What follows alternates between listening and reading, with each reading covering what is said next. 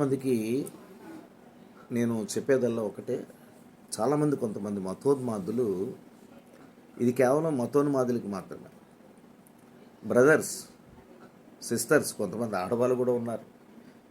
ఈ గ్రంథం కోసం తెలియక ఒకటి మాత్రం చెప్తాను మతోన్మాదులకి: రుచి చూసి తెలుసుకో.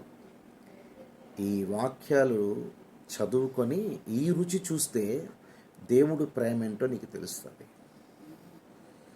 చాలామంది యేసు ప్రభు మీద బురద పోయాలని, బైబిల్ గ్రంథం మీద బురద పోయాలని మనుషులు చేసే పాపాలని దేవుడి మీద వేస్తున్నారు. కానీ ఒకటి మాత్రం వాస్తవం, సహోదరుడా, సహోదరి, సూర్యుడిని ఆపడం ఎంత కష్టమో సువార్త ఆపడం అంతే కష్టం.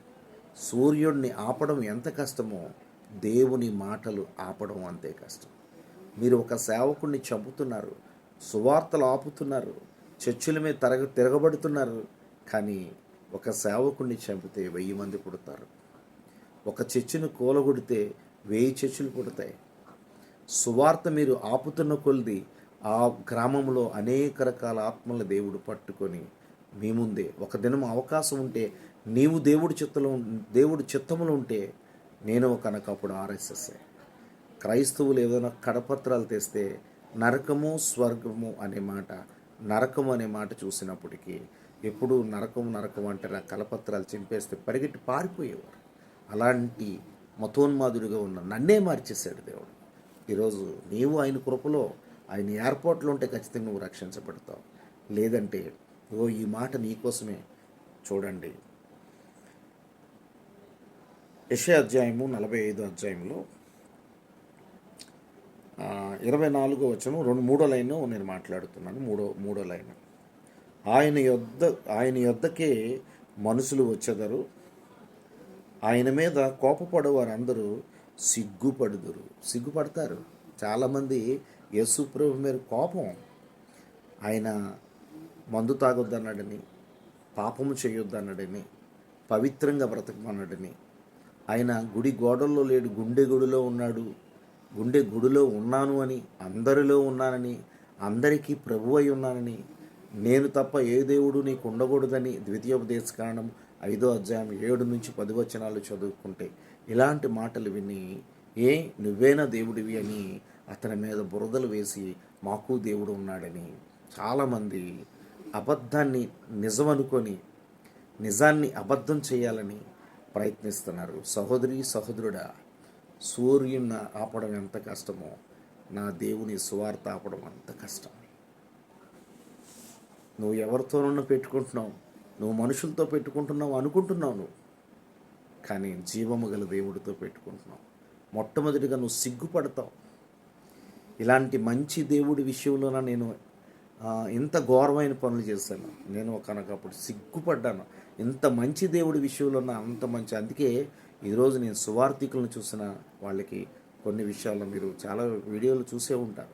సువార్థికులకి బట్టలు పెట్టడం కానీ, వారికి భోజనాలు పెట్టడం కానీ, వారి మాటలు విని వారితో ప్రార్థన చేయించుకోవడం నాకు చాలా ఇష్టం. నేను పర్సనల్గా ఎక్కువ మంది నేను కలుస్తూ ఉంటాను. కొంతమంది మంచి సేవ చేస్తున్నారు, వారికి ధన సహాయం చేయాలని ఆశ ఉంది, కానీ నాకు ఉన్న దాంట్లో మాత్రమే పేదవారికి పెడుతున్నాను. నన్ను కానీ దేవుడు కానీ దీవిస్తే ఖచ్చితంగా ఎంతోమందికి సేవకులకి ఈ చేతితో డబ్బులు ఇవ్వాలని, ముందుగా నా జీవితము పేదవారికి అన్నం పెట్టాలి, వస్త్రాలు ఇవ్వాలి, నాకు కలిగిన దాంట్లో కొంత పెట్టాలి, ఎవరో ఒకరికి సహాయం చేయాలని ముందుకు వెళుతున్నాను. నా దగ్గర నిజంగా ఉంటే ఖచ్చితంగా కొంతమంది సేవకులకి నేను వారికి హెల్ప్ చేస్తాను. ఇది మాత్రం వాస్తవం. కొన్ని సంఘాలకి హెల్ప్ చేస్తాను. ఇది మాత్రం వాస్తవం. దేవుడు వింటున్నట్టు నా మాటలు. నన్ను కానీ దేవుడు లేవనెత్తి, నేనైతే డబ్బు కోసం బ్రతకను, దేవుడి మాట కోసమే బ్రతుకుతాను.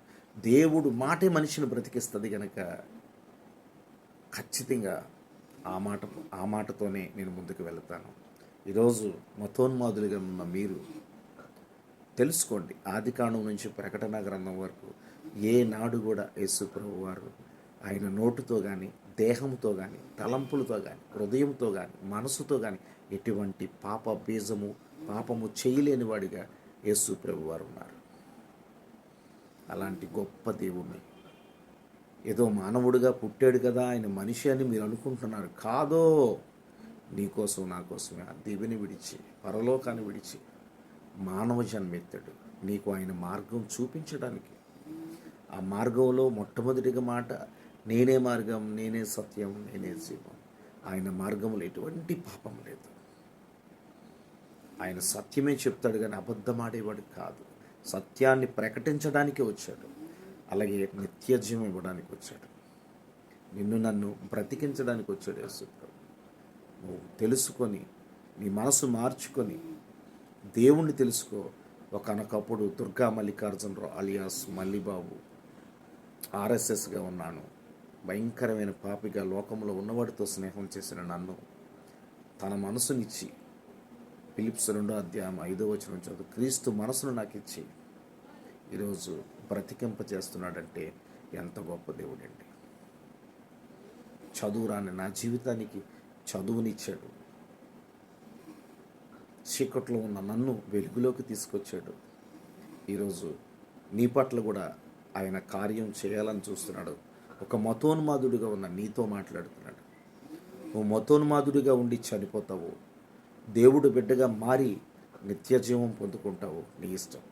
ఈ మాటలు నీకు నచ్చితే నీవే లైక్ చేయి, సబ్స్క్రైబ్ చేయి, నీ ఫ్రెండ్స్ మతోన్మాదులందరికీ ఈ వీడియో షేర్ చేయి. God bless you. నేను దీవిస్తున్నాను నువ్వు బాగుండాలని. ఏ ఒక్క మతోన్మాది కూడా చనిపోకూడదని, అందరూ బాగుండాలని. ఎందుకంటే అందరిలో ఉన్నాడు ప్రభు. అపోస్తలులు 10:36 ఉంది, చదువుకోండి. ఎఫెసీయులు 4:6 ఉంది. 4వ అధ్యాయం మొట్టమొదటి వచనం నుంచి 6 వచనాలు చదువుకోండి. ఆయన అందరిలో ఉన్నాడు, నీలో కూడా ఉన్నాడు. నువ్వు మారితే తన బిడ్డవు అవుతావు, తన కుమారుడిగా ఉంటావు, తన కుమార్తెగా ఉంటావు. విశ్వాసిగా మారితే అల్ప విశ్వాసులతో ఇంకా పొత్తు పెట్టుకో.